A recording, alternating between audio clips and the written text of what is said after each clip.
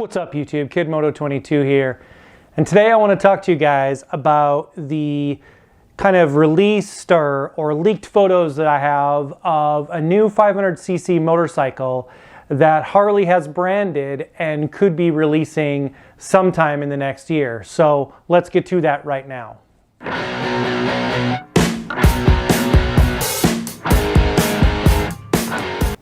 Welcome back YouTube, KidMoto22 here, and like I said in the intro, I have some leaked photos or released photos that show Harley working on a 500cc motorcycle that they could be releasing in about the next year or so. Now, let's keep in mind that Harley has not had a great track record with small displacement motorcycles, and the caveat to this is that this motorcycle is likely to never hit the United States. So what I have pictures of, and I'll start throwing up some pictures of the bike up over here and over here, of some plans, and then some photos of the bike on a dyno test. And so it's there's a couple of different versions of this bike, and so this is with Harley's partnered with the firm QJ Motors, and they had worked on a motorcycle about probably 2 years ago called the 338R. And this was a much smaller displacement motorcycle even than the reported new 500cc motorcycle that they have coming out. And this was kind of a roadster style bike that was going to be placed in really the Asian markets. And these were to have Harley get a piece of the small bike market in an area of the world where basically the small displacement bikes rule.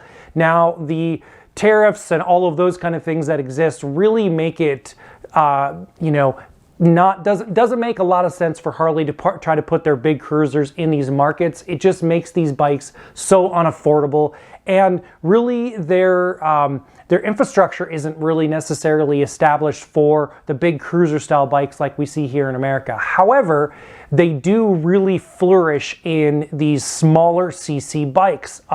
Lots of companies have a foothold in a marketplace like in some of the Asian countries where these smaller CC bikes really do rule the roost. So they're building this bike now that looks like it could be part of an Italian company, which is the Western arm of QJ Motors. And this one is reported to be 500 cc's. It's expected to get 47.6 horsepower at 8,500 RPM. Now, this is not what we typically see Harley do in our marketplace here in America. It's not a motorcycle, I think, that would necessarily gain a foothold. However, I'll put a link up to a video over here where I talk about Harley losing the small bike market. I do think that Harley needs a more entry style motorcycle, something around that $5,000 price range that is, much smaller than the new Nightster that they put out, at a much smaller version even of the Sportster, something that's smaller and lighter and really would be considered much more of a starter motorcycle. I think that if you can get that starter motorcycle, people would be starting in Harley, be a little bit more unafraid. You could start smaller riders on them. You could start newer riders on them and start new riders on a smaller motorcycle and get them into the Harley culture sooner. But that's really not what this is about. This is about this new motorcycle that they have coming out. So, like I said earlier, likely the 338R or this new 500cc model are really never going to hit the United States markets. These are really designed for the Asian market space and really designed to for Harley to get a foothold in a traditional market that they have not had, really any foothold in at all. There is a tremendous amount of revenue to be gained from them getting a foothold in countries outside of, say, the European Union or countries like that where you're still finding, Harley does have a market there. Harley has a huge Sportster market there, in fact.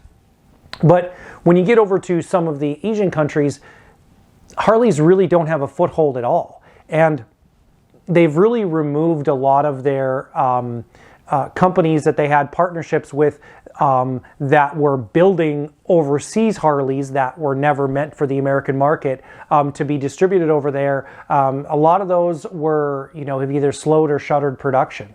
So what they did is they're partnering with a company that could produce a motorcycle to be released in these markets. Now, one of the things I found interesting about this is that I think this is one of those deals where you see Harley partnering with an established motorcycle company, but it's more of a branding than it is a actual Harley-Davidson, for instance.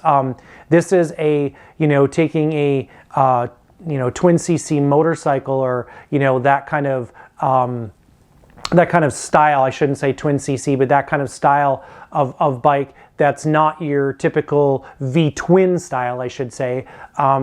And it is much more, it looks a lot more like what you would expect to see from a metric motorcycle, but branded as a Harley-Davidson. So I don't believe that we're talking about a true Harley-Davidson, because we're really not. We're talking about a motorcycle that would have an opportunity to have a foothold in those marketplaces where Harley is sharing some branding opportunities and probably throwing some revenue in to get this bike off the ground for them to get a foothold in that marketplace, for Harley to have a name in that marketplace and to sell a lot of motorcycles, because let's be honest, there's a lot of people there. And in countries outside of the United States, motorcycles are seen in a lot more of a utilitarian function.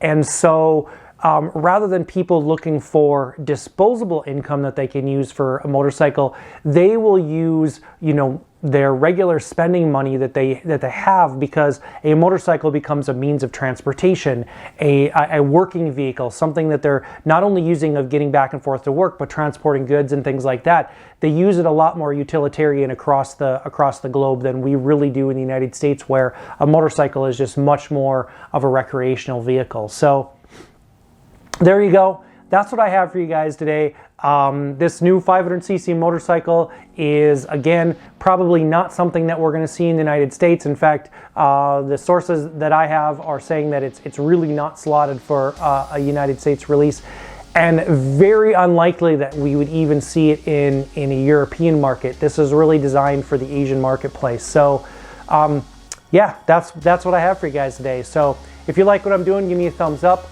I'll put a link to another video up over here or over here that you might like.